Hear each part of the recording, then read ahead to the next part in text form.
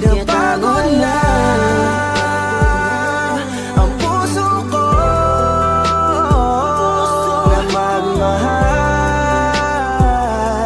Masasaktan lang naman ako. Bakit ba kailangan pa sa maling tao mapunta? Ngayon takot na akong umibig pa.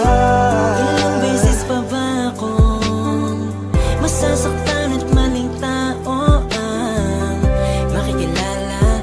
Ngayon tuloy wala na akong ganang umibig sa iba. Ngayon ay natatakot na ang puso na laging talunan. Pagod nang umasa na kahit na minsan lang sana